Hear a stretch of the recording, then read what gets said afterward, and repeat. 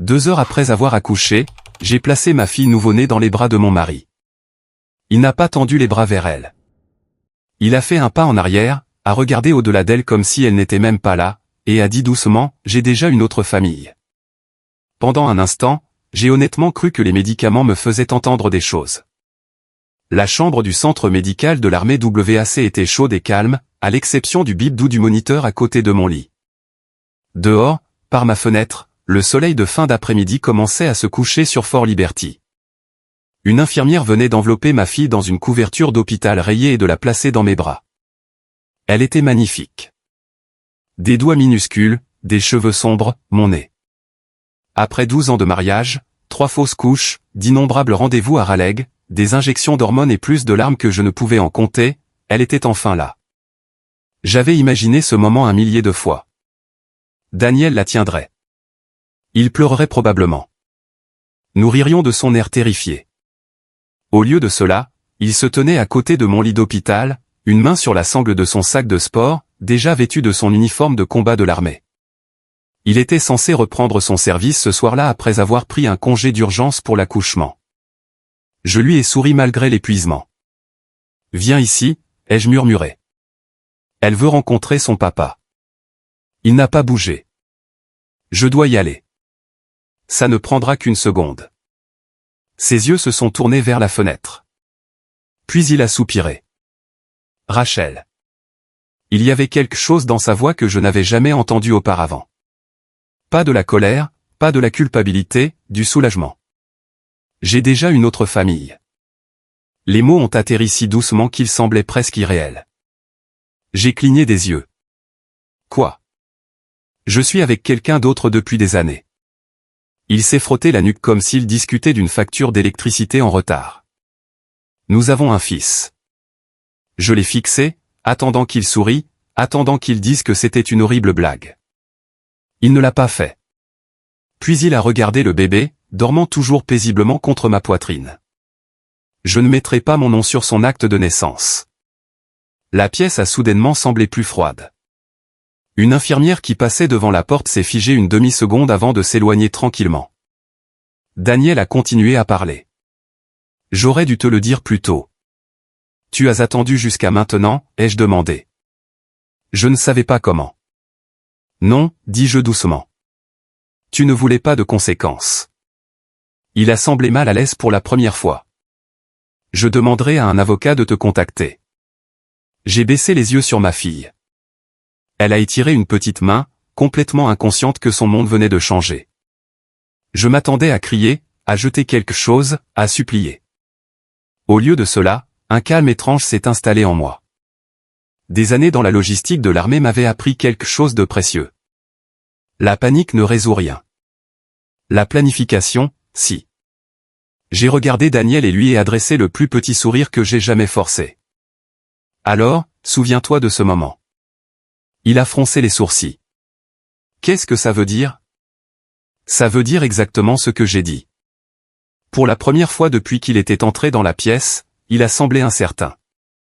Il a remonté son sac de sport sur son épaule. Je dois y aller. Sans toucher sa fille, pas même une seule fois, il s'est retourné et est sorti. La porte automatique s'est refermée derrière lui. Je l'ai regardé pendant plusieurs secondes avant que mon corps ne commence enfin à trembler. Pas de colère, ni même de chagrin, mais de la réalisation terrifiante que l'homme en qui j'avais confiance depuis 12 ans avait disparu bien avant la naissance de notre fille. Quelques minutes plus tard, la même infirmière qui s'était arrêtée dans le couloir est revenue avec un doux sourire. « Ça va, ma chérie ?» J'ai pris une lente inspiration. « Non. » Elle a hoché la tête comme si elle s'attendait à cette réponse. « De quoi avez-vous besoin ?» J'ai regardé le téléphone sur la table de chevet. « J'ai besoin de mon téléphone portable. » Elle me l'a tendu sans poser d'autres questions. En déverrouillant l'écran, je savais exactement qui je n'allais pas appeler. Je n'appelais pas mon mari. J'appelais quelqu'un qui comprenait les échéances administratives et l'importance de faire tout dans les règles. Car si Daniel pensait que sortir de cette chambre était la fin de notre histoire, il n'avait aucune idée que ce n'était que le début. J'ai à peine dormi cette première nuit.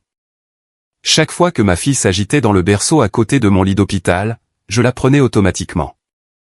La nourrir, la changer, la tenir contre mon épaule, tout cela venait naturellement.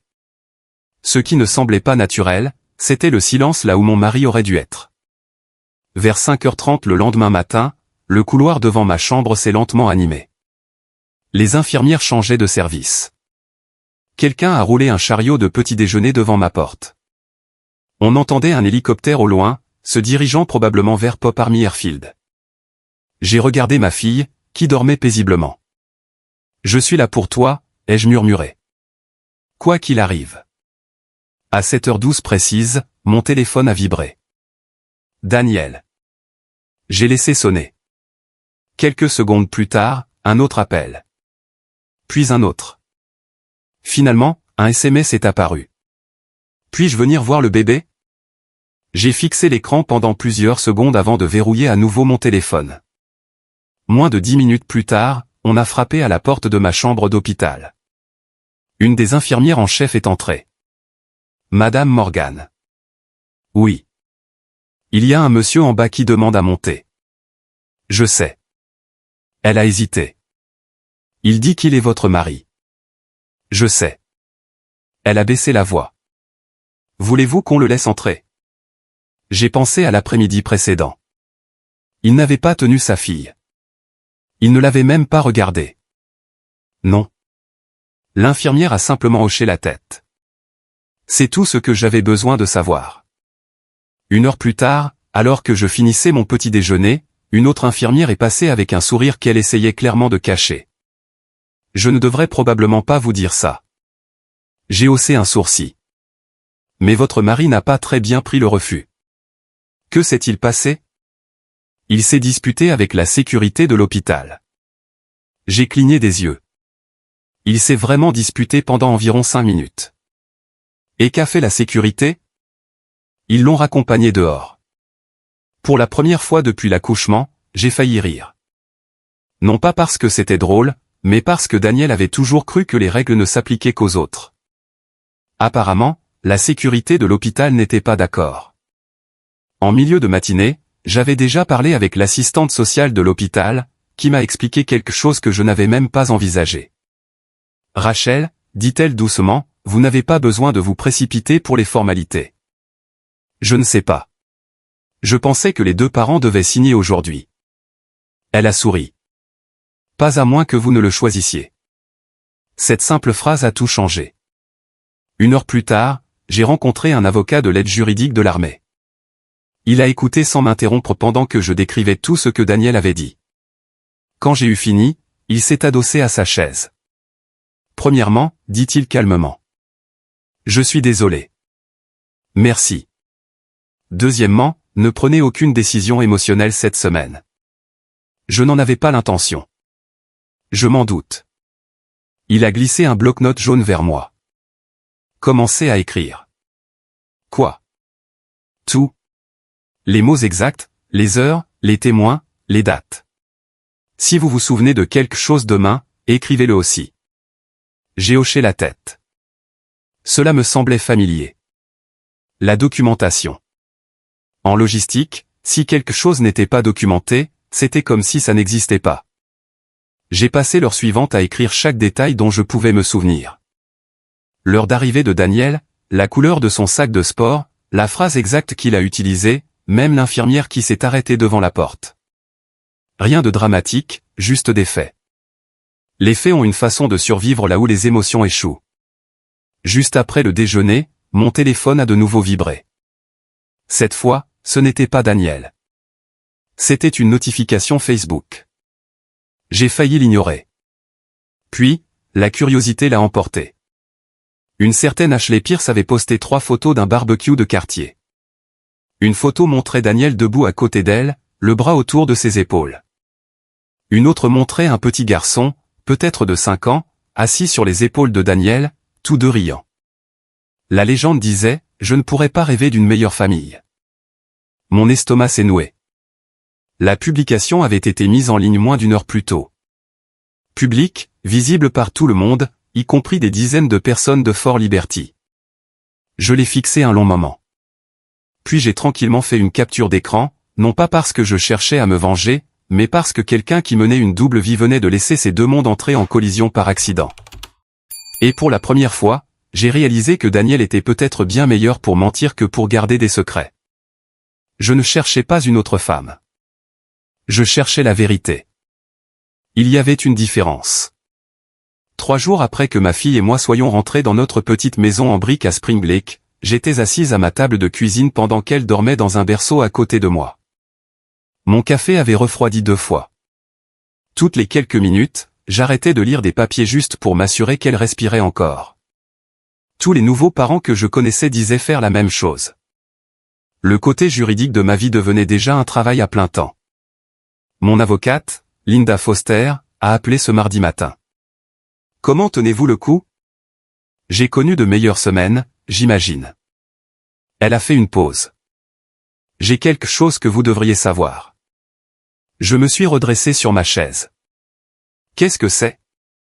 Nous avons commencé à demander les dossiers financiers. Et il y a quelques incohérences. Quel genre? Attendons d'avoir le tableau complet. J'appréciais cela chez Linda. Elle ne devinait jamais. Elle ne traitait que des faits. Cet après-midi-là, j'ai décidé de conduire. Pas vers un endroit important, juste un endroit familier. J'ai installé ma fille dans son siège auto, pris un café au Starbucks de Skibo Road et conduit sans but dans Fayetteville. Parfois, le mouvement aide à réfléchir. En passant devant l'un des quartiers juste à l'extérieur de Fort Liberty, mon téléphone a vibré. C'était Melissa, une vieille amie du travail. Tu es occupé? Je conduis juste. Je ne savais pas si je devais te le dire. Me dire quoi? J'ai vu Daniel. Mes mains se sont légèrement crispées sur le volant. Où? Au Harris Theater de Ramsey Street. D'accord. Il n'était pas seul. Je m'en doutais. Melissa a hésité. Il y avait un petit garçon. Je suis restée silencieuse. Il a appelé Daniel papa. Ça a fait beaucoup plus mal que je ne l'avais prévu. Non pas parce que Daniel avait un autre enfant. Mais parce qu'il avait choisi d'être un père, juste pas pour le nôtre. Quand je suis rentré à la maison, j'ai trouvé une autre enveloppe de Linda qui m'attendait dans ma boîte aux lettres. À l'intérieur se trouvaient des copies de titres de propriété. Une adresse a immédiatement attiré mon attention. Un bail d'appartement à moins de 15 minutes de la base. Il était actif depuis près de 5 ans. 5 ans. J'ai compté à rebours. Cela signifiait qu'il l'avait signé pendant que nous fêtions notre 7e anniversaire de mariage. Je me souvenais de cet anniversaire. Daniel m'avait surprise avec un dîner dans un petit restaurant de fruits de mer à Southern Piney. Il avait apporté des fleurs. Il avait porté un toast à de nombreuses autres années ensemble. Le bail avait été signé 3 jours plus tôt. J'ai fermé les yeux. Certains mensonges ne remplacent pas seulement la vérité. Ils réécrivent vos souvenirs. Ce soir-là, Linda a de nouveau appelé. Nous avons confirmé un compte chèque joint avec elle. Oui. Autre chose? Un prêt automobile. J'ai expiré lentement. Donc, ce n'était pas juste une liaison. Non. Il semble qu'il entretenait 2 foyers. J'ai regardé vers le salon où ma fille dormait. Qu'est-ce qui se passe maintenant, légalement? Personnellement, Linda n'a pas répondu immédiatement. Finalement, elle a dit, c'est la question la plus difficile. Après avoir raccroché, je suis resté assis seul pendant près d'1 heure. Une partie de moi voulait tout exposer immédiatement. Publier chaque document en ligne. Envoyer des copies à tous les collègues de Daniel. Le dire au monde entier. Une autre partie de moi imaginait un petit garçon qui n'avait rien fait de mal. Si je faisais exploser la vie de Daniel du jour au lendemain, cet enfant serait également pris dans l'explosion. Cette pensée m'a arrêté. La vengeance était facile. Les dommages collatéraux, non. Le lendemain matin, Melissa est passée avec une soupe au poulet maison. Elle a regardé ma cuisine silencieuse avant de dire, « Tu sais ce qui me fait peur ?» Quoi? Tu essaies plus de protéger tout le monde que l'homme qui t'a blessé ne l'a jamais fait. J'ai ri doucement. Je ne veux pas que des innocents paient pour ses choix. Elle a souri. Alors ne punis pas des innocents. Et Daniel? Mélissa a pris un des dossiers empilés sur ma table. Rachel. Elle a tapoté doucement les papiers. La vérité, ce n'est pas la vengeance. C'est la responsabilisation. Pour la première fois de la semaine, ces deux mots me semblaient complètement différents. Et j'ai réalisé que je n'avais pas besoin de détruire Daniel. J'avais simplement besoin d'arrêter de le protéger.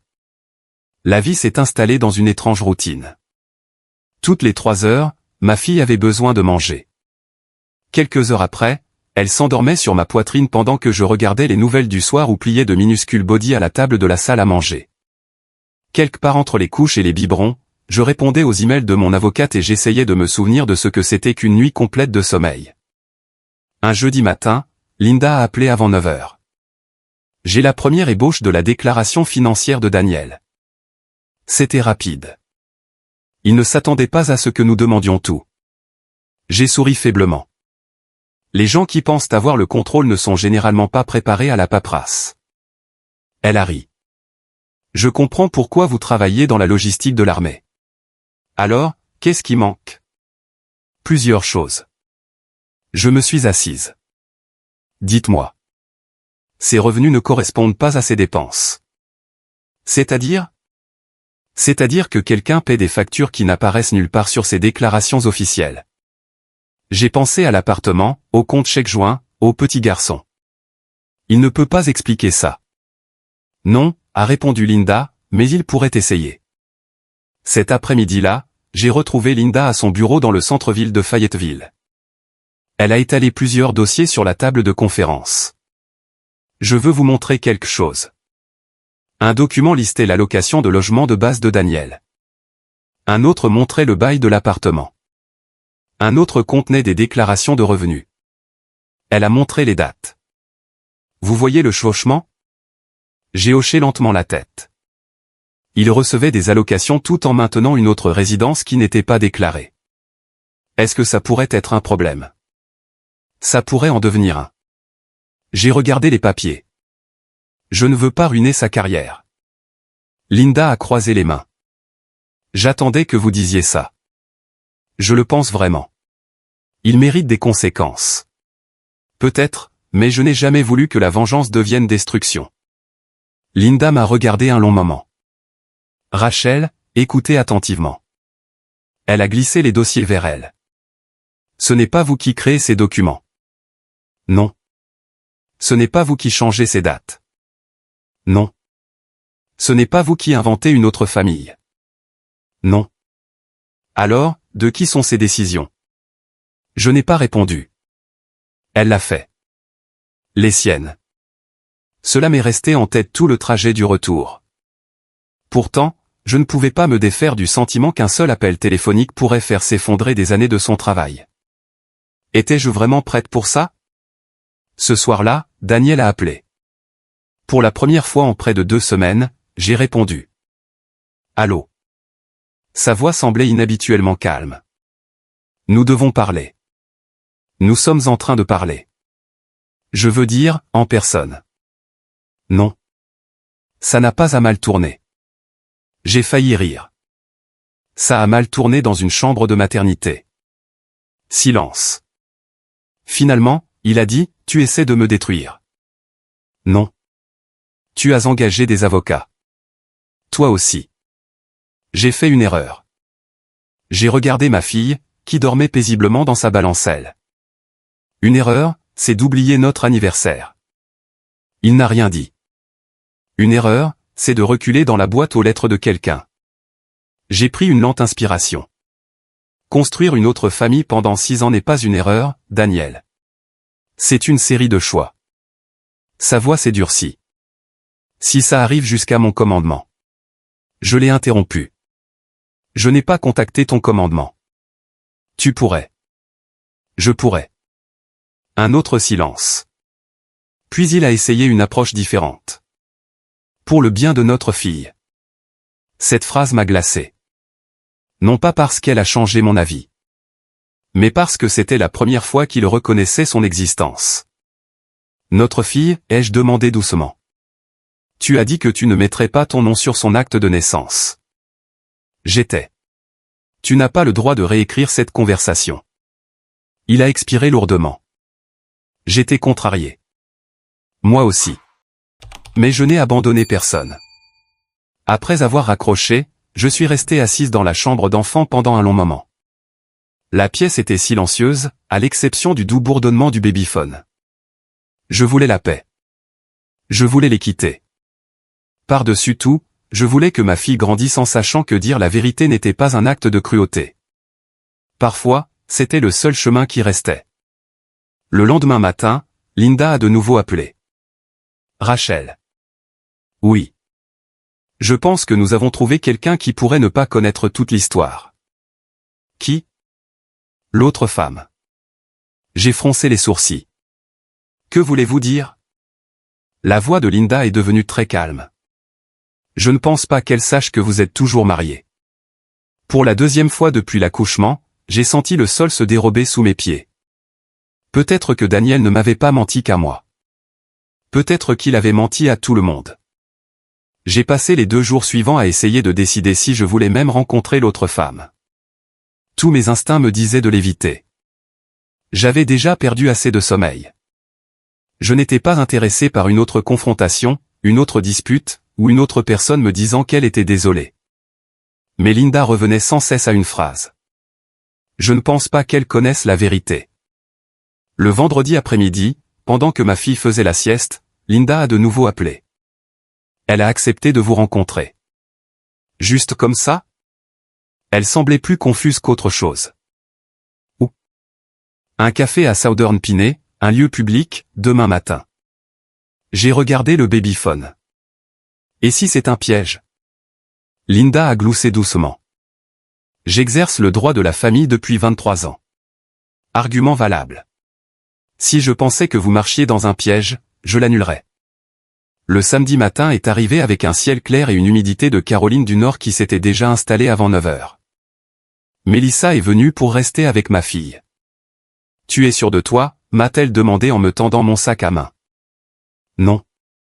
Bien. Je l'ai regardé. Bien. Si tu n'étais pas nerveuse, je m'inquiéterais. Le trajet jusqu'à Southern Piney a duré environ 40 minutes. Je suis arrivé en avance et j'ai choisi une table près de la fenêtre avant. À 10 heures précises, une femme est entrée, portant un petit garçon sur sa hanche. Elle paraissait plus jeune que ce à quoi je m'attendais. La mi-trentaine, peut-être. Queue de cheval blonde, jean, un sweatshirt délavé d'épouse de militaire. Le petit garçon ne pouvait pas avoir plus de 5 ans. Elle a regardé autour d'elle jusqu'à ce que ses yeux rencontrent les miens. Aucune de nous n'a souri. Elle s'est approchée lentement.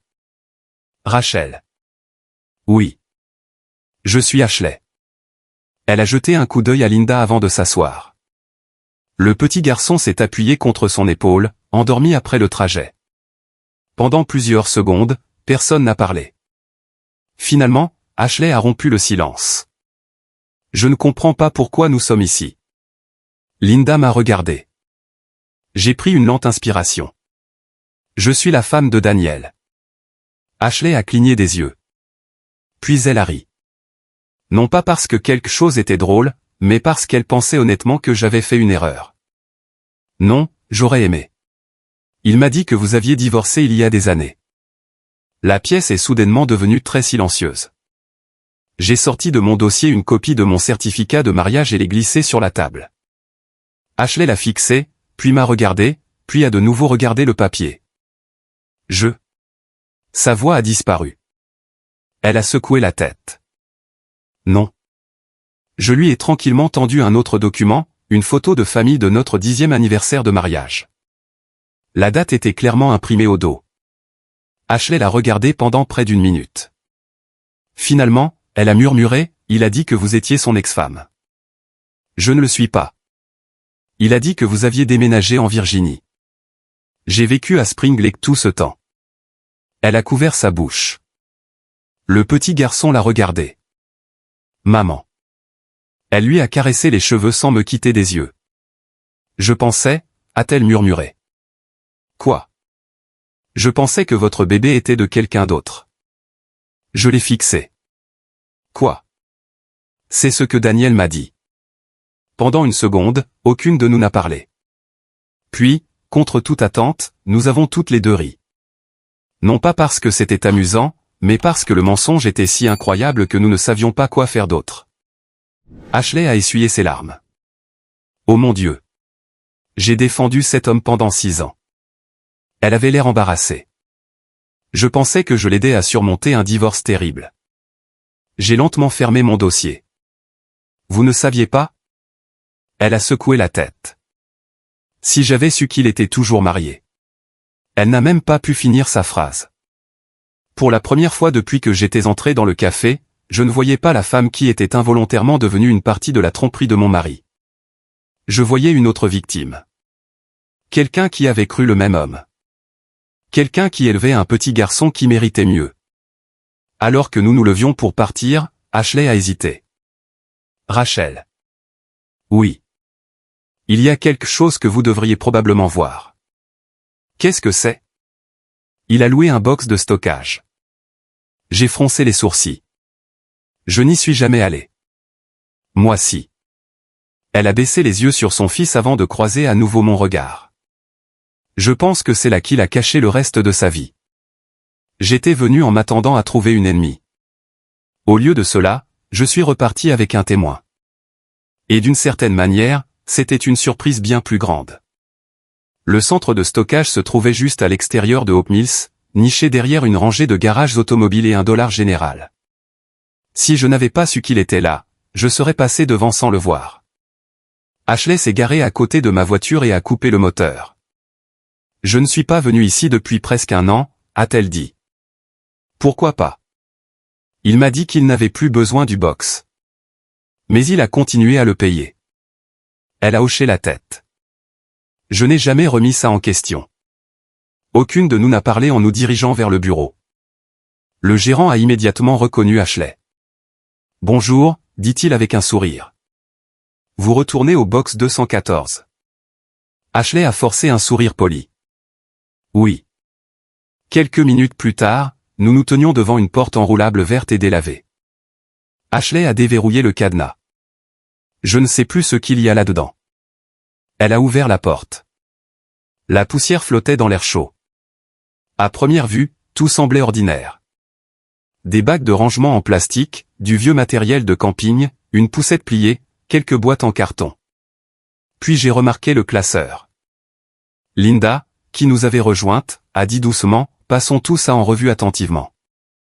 Nous avons travaillé lentement. Pas de cris, pas de découverte dramatique, juste un document après l'autre. À l'intérieur du classeur se trouvaient des relevés bancaires remontant à des années. Il y avait des reçus de bijouterie que je n'avais jamais visités, des réservations d'hôtels pour des week-ends où Daniel avait prétendu assister à une formation militaire. Un dossier intitulé « Impôts » contenait des copies de déclarations qui ne correspondaient pas à celles que j'avais signées. Linda a pris des photos de tout. Ne déplacez rien sans que nous l'ayons documenté d'abord. C'était exactement le genre de choses que j'aurais dites au travail. Les faits d'abord, les conclusions plus tard. Ashley a ouvert une autre boîte. À l'intérieur se trouvaient des dizaines de cartes d'anniversaire. Certaines étaient adressées à son fils.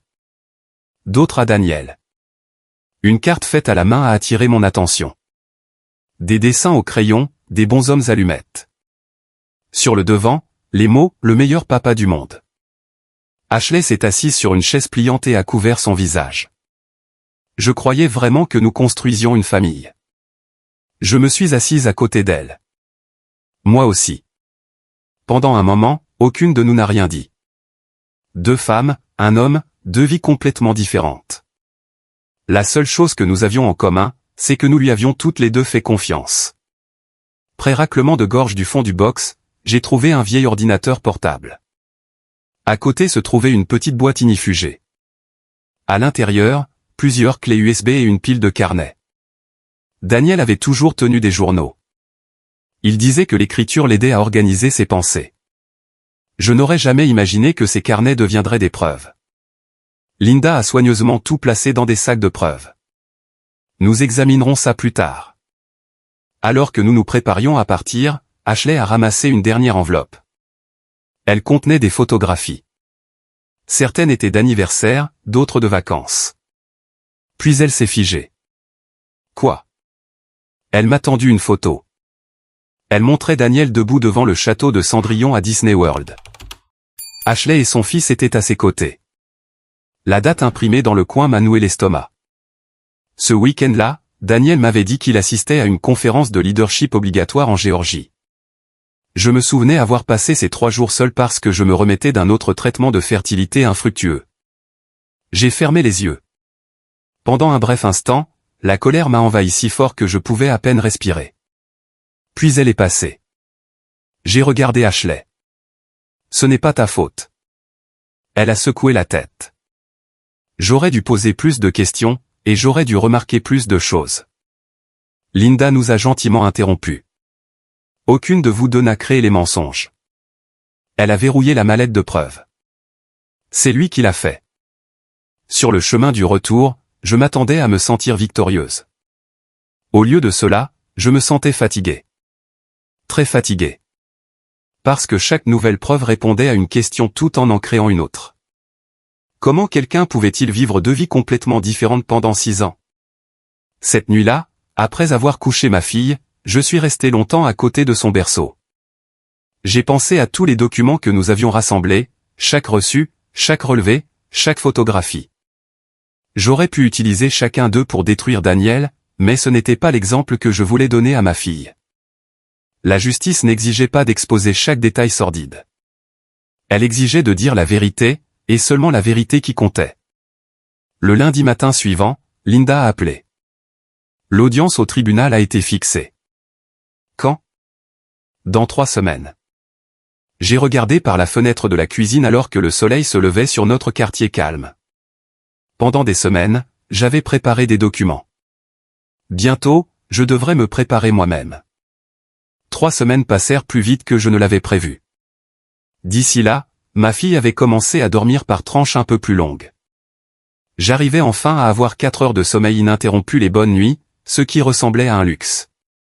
L'audience de divorce était prévue à 9 heures un mardi matin au palais de justice du comté de Cumberland à Fayetteville. Mélissa est arrivée chez moi juste après 7 heures. Je m'occupe d'elle, a-t-elle dit en attrapant le sac à langer. J'ai embrassé le front de ma fille. Je ne serai pas parti plus longtemps que nécessaire. Mélissa a souri. Tu as déjà gagné quelque chose.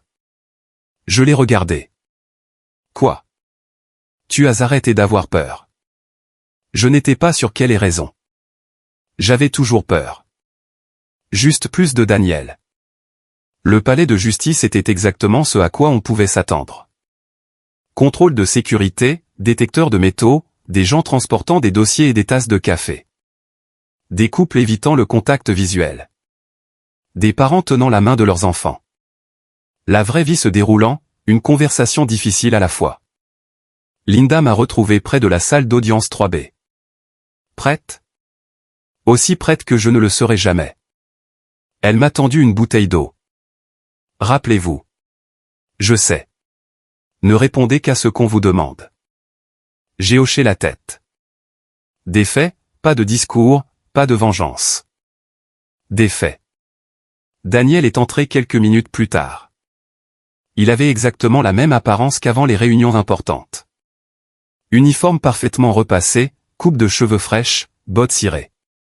Si quelqu'un l'avait vu pour la première fois ce matin-là, il l'aurait probablement décrit comme discipliné, fiable, professionnel. Seul moi savais avec quel soin cette image avait été construite. Il m'a jeté un regard d'1 seconde, puis a détourné les yeux. Son avocat, un homme bien habillé d'une 50aine d'années, a souri poliment à Linda. Le juge est entré. Tout le monde s'est levé. L'audience a commencé tranquillement. Pas de cris, pas d'objections dramatiques, juste des questions. L'avocat de Daniel a parlé le premier. Le commandant Morgan admet que le mariage est rompu. Daniel a hoché la tête solennellement. Nous demandons à la cour de diviser équitablement les biens matrimoniaux. Linda est restée calme. Puis est venue la phrase que j'attendais. Mon client estime également que la récente naissance de l'enfant de Madame Morgan a rendu cette situation, de manière compréhensible, plus émotionnelle. J'ai regardé droit devant moi. Linda m'a doucement touché le bras. Elle savait que je voulais réagir. Au lieu de cela, elle s'est levée. Votre honneur, nous aimerions commencer par les déclarations financières. Pendant près d'une heure, document après document est apparu sur les écrans de la salle d'audience. Baux d'appartement, compte joint, relevé de carte de crédit, titre de propriété. Chaque pièce à conviction avait été organisée chronologiquement. Chaque date correspondait. Chaque signature avait été vérifiée. La confiance de Daniel a lentement disparu. Son avocat fronçait de plus en plus les sourcils à chaque page. Finalement, le juge s'est tourné vers Daniel. Commandant Morgan. Oui, votre honneur. Ce bail d'appartement est-il le vôtre? Oui. Et ce compte chèque? Oui. Le juge a hoché la tête une fois. Très bien. Pas de colère. Pas de voix élevée. Juste un autre fait ajouté au dossier. Puis Linda m'a appelé à témoigner. Je me suis dirigé vers la barre des témoins, j'ai levé la main droite, j'ai prêté serment. Elle a posé des questions simples.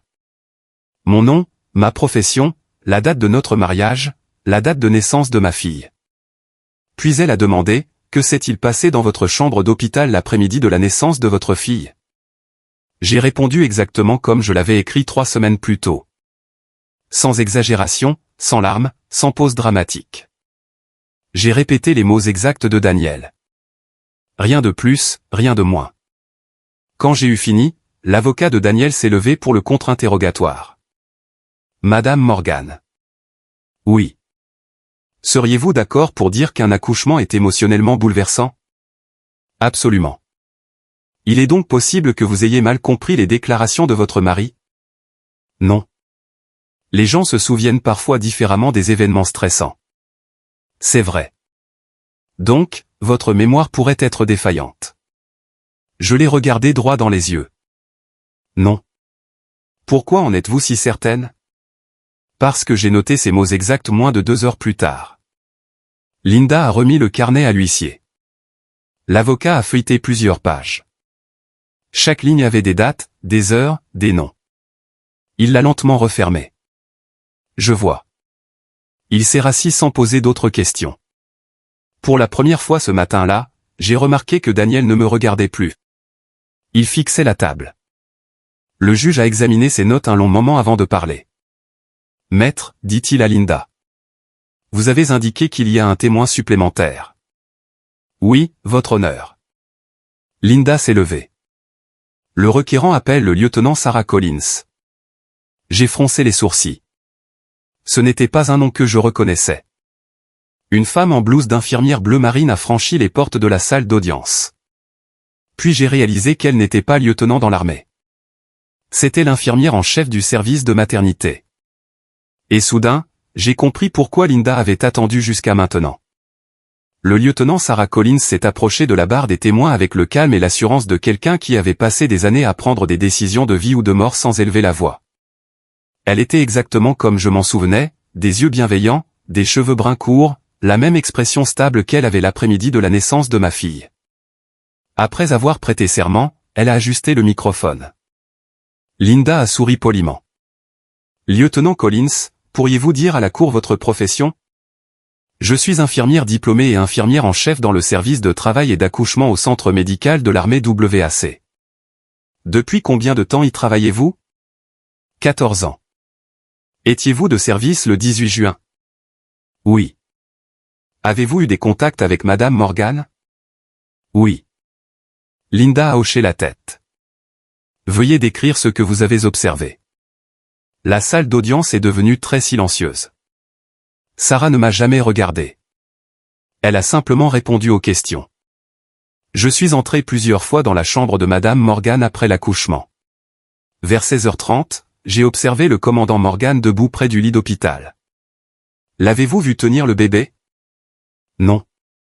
L'avez-vous déjà vu toucher le bébé? Non. Daniel s'est agité sur sa chaise. Linda a continué. Avez-vous entendu une partie de la conversation? Je n'étais pas à l'intérieur de la chambre tout le temps, mais j'ai clairement entendu une déclaration. Quelle déclaration? Sarah s'est tournée vers le juge. J'ai entendu le commandant Morgan dire qu'il avait déjà une autre famille. Le silence qui a suivi a semblé durer une éternité. L'avocat de Daniel s'est immédiatement levé. Objection, votre honneur. Le témoin se souvient d'une conversation datant de plusieurs semaines. Le juge a regardé Sarah. Lieutenant Collins. Elle a répondu calmement. J'ai documenté l'incident avant la fin de mon service. L'avocat de Daniel s'est figé. Linda a sorti un document de son dossier. Votre honneur, nous aimerions verser le rapport d'incident infirmier au dossier. Le juge a accepté le document. Il l'a lu tranquillement. Puis, il a ajusté ses lunettes et a de nouveau regardé Sarah. Ce rapport a été rempli le même jour. Oui, votre honneur. Pourquoi? Sarah n'a pas hésité. Parce que l'interaction m'a préoccupé. Daniel fixait la table. Pour la première fois depuis le début de l'audience, il avait l'air vraiment nerveux. Linda n'avait pas fini. Lieutenant Collins, après que le commandant Morgan ait quitté la chambre, avez-vous parlé avec Madame Morgan? Oui. Que vous a-t-elle demandé? Mon téléphone portable. Sarah a corrigé doucement. Son propre téléphone portable. Et pourquoi vous en souvenez-vous? Parce qu'elle ne nous a pas demandé d'appeler son mari. Sarah m'a jeté un regard pour la première fois. Elle a demandé son téléphone pour pouvoir commencer à prendre des notes. Un léger sourire a traversé le visage de Linda. Pas d'autres questions. Pendant le contre-interrogatoire, l'avocat de Daniel a essayé de contester le rapport. Lieutenant Collins, les hôpitaux sont des lieux très fréquentés. C'est vrai. Vous voyez des centaines de patients? Oui. Il est donc possible que vous ayez confondu ce cas avec un autre. Sarah a souri poliment. Non. Pourquoi pas? Parce que je n'ai jamais vu un père refuser ne serait-ce que de regarder son nouveau-né. La salle d'audience est de nouveau tombée dans le silence. Même l'avocat de Daniel semblait réaliser qu'il n'y avait plus grand-chose à demander. Je n'ai pas d'autres questions. Alors que Sarah quittait la barre, Linda s'est levée une fois de plus. Votre honneur, avec la permission de la cour, nous aimerions également présenter les registres de sécurité de l'hôpital, confirmant que le commandant Morgan est revenu le lendemain matin et s'est vu refuser l'accès à la demande de Madame Morgan. Le juge a examiné attentivement les documents. Les horodatage correspondaient. Journaux de sécurité, registre des visiteurs, notes d'incident, tout concordait. Finalement, le juge s'est adossé à sa chaise. Il a regardé directement Daniel. Commandant Morgan. Oui, votre honneur. Vous avez suggéré à plusieurs reprises que le témoignage de votre femme était influencé par l'émotion. Oui. Le juge a tapoté la pile de documents. Ce que je vois, au contraire, c'est une remarquable cohérence. Personne n'a parlé. Puis, avec la moindre pointe d'humour sec, le juge a ajouté, il semble que la paperasse ait une excellente mémoire. Quelques personnes dans la galerie ont souri malgré elle. Même moi, j'ai failli le faire. Daniel, certainement pas. Ses épaules, autrefois parfaitement carrées, semblaient s'affaisser un peu plus. L'officier confiant qui était entré dans la salle d'audience ce matin-là disparaissait, et l'homme qui restait ressemblait à quelqu'un réalisant que chaque décision qu'il avait prise au cours des 6 dernières années était tranquillement revenue le hanter. L'audience a été suspendue pour le déjeuner avant les plaidoiries finales. Alors que Linda rassemblait ses dossiers, elle s'est penchée vers moi. On y est presque. J'ai hoché la tête. Pour la première fois depuis la naissance de ma fille, je la croyais. Lorsque le tribunal a repris après le déjeuner, l'ambiance dans la salle était différente. La confiance que Daniel avait affichée ce matin-là avait disparu. Il était toujours assis le dos droit, mais ses yeux restaient fixés sur la table au lieu du juge. Son avocat lui a murmuré quelque chose plus d'une fois. Pourtant, Daniel a à peine réagi. Linda s'est penchée vers moi. Encore une étape. J'ai hoché la tête. Je n'espérais plus la vengeance. J'espérais la clôture. Le juge a invité les deux avocats à faire leur plaidoirie finale. L'avocat de Daniel s'est levé le premier. Votre honneur, personne ne conteste que mon client a commis de graves erreurs personnelles. Cependant, ce tribunal est ici pour dissoudre un mariage, pas pour punir un officier militaire pour une conduite non liée. Il a parlé calmement et professionnellement. Je comprenais son travail. Il devait faire avec les faits qu'il avait. Linda s'est levée à son tour. Elle n'a pas élevé la voix. Elle ne le faisait jamais. Cette affaire ne porte pas sur la perfection. Elle s'est dirigée lentement vers le banc. Elle porte sur l'honnêteté. Elle a fait une pause. Madame Morgan n'a pas demandé à ce tribunal de détruire le commandant Morgan. Elle a jeté un coup d'œil vers moi. Elle a demandé à ce tribunal de reconnaître ce qui s'est réellement passé. Linda a brièvement résumé les preuves, la deuxième résidence, les comptes financiers non déclarés, les déclarations documentées à l'hôpital, le témoignage de l'infirmière en chef, la chronologie. Chaque pièce s'emboîtait. Quand elle a eu fini, elle a simplement dit « La vérité suffit ». Puis elle est retournée à sa place. Le juge a passé plusieurs minutes à examiner ses notes. Personne ne parlait. Même la climatisation semblait bruyante. Finalement, il a levé les yeux. Le tribunal a rendu sa décision. Mon cœur battait si fort que je pouvais l'entendre. Il a commencé par la garde. Compte tenu des circonstances présentées et considérant l'intérêt supérieur de l'enfant, la garde physique principale restera à Madame Morgan. J'ai tranquillement fermé les yeux. Puis est venue la pension alimentaire. Parce que Daniel était légalement établi comme le père biologique grâce à un test ADN réalisé pendant la procédure, le juge a ordonné un soutien financier continu conformément aux directives de la Caroline du Nord. Ensuite, les biens matrimoniaux. Plusieurs comptes que Daniel n'avait pas déclarés ont été inclus dans la division finale. Le juge n'avait pas l'air en colère. Il avait l'air déçu. La transparence financière n'est pas une option lors de ces procédures. Daniel a simplement répondu « Oui, votre honneur ». Puis le juge a ajouté quelque chose que je n'avais pas prévu. Les preuves présentées aujourd'hui peuvent avoir des implications en dehors de cette salle d'audience. Toutes les questions administratives relèvent des autorités militaires compétentes, pas de ce tribunal. C'était tout. Pas de discours dramatique, pas d'applaudissements dans la salle, juste un juge faisant son travail. Dehors, devant le palais de justice, aucun journaliste n'attendait. Il n'y avait pas de caméra de télévision, seulement des gens ordinaires retournant au travail après le déjeuner. La vie continuait, exactement comme elle le devait. Une semaine plus tard, j'ai reçu un appel de quelqu'un que je n'attendais pas. Le colonel James Whittaker, le commandant de brigade de Daniel. Madame Morgan. Oui, mon colonel.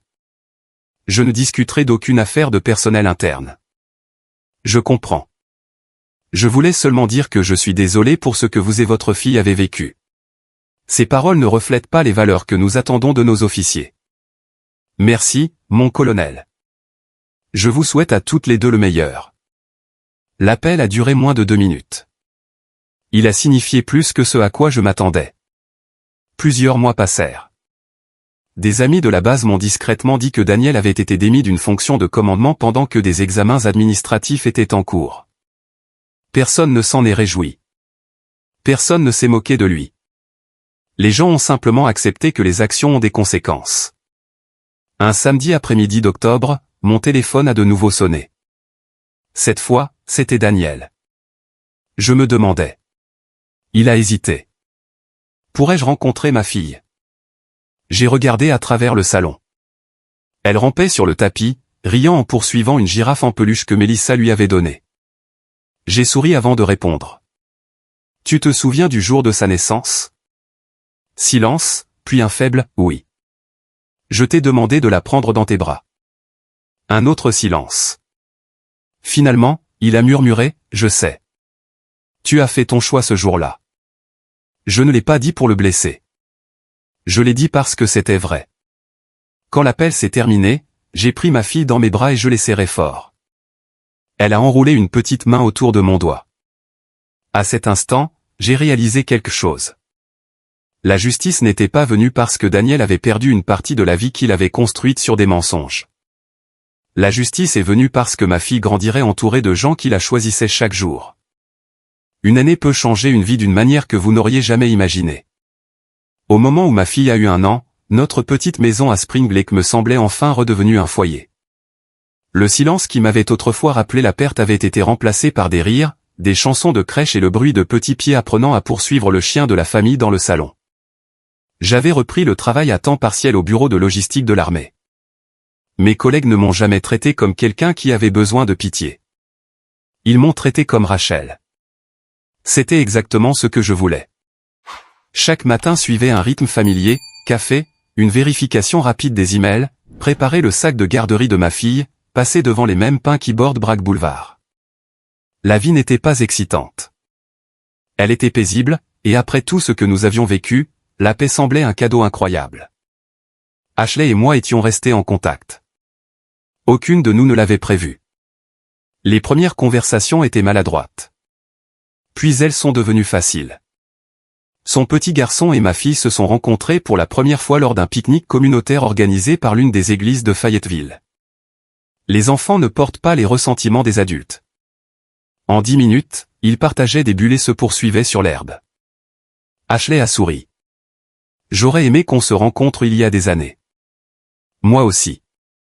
Nous nous sommes assis ensemble en regardant les enfants jouer. J'ai passé tant d'années à penser que j'étais en compétition avec une autre femme. Moi aussi. Il s'avère, a-t-elle ri doucement, que nous étions toutes les deux en compétition contre le même mensonge. Pour la première fois, cette phrase ne faisait pas mal. Elle sonnait simplement vraie.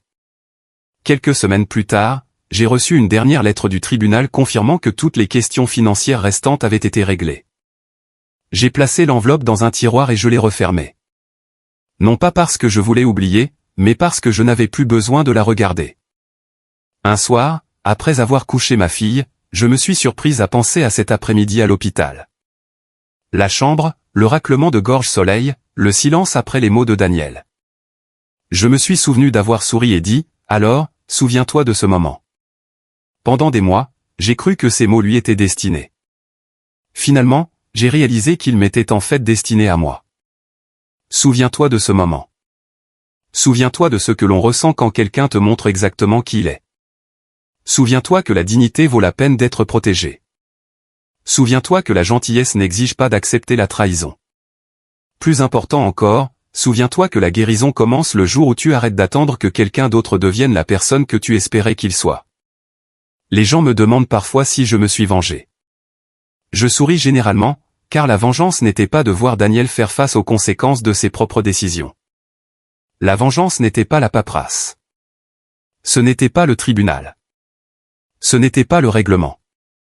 La plus grande victoire a été bien plus silencieuse que cela. C'était de voir ma fille grandir en sachant qu'elle était profondément aimée. C'était de construire un foyer où l'honnêteté comptait plus que les apparences. C'était de me réveiller chaque matin sans me demander quel secret pourrait m'attendre au prochain tournant.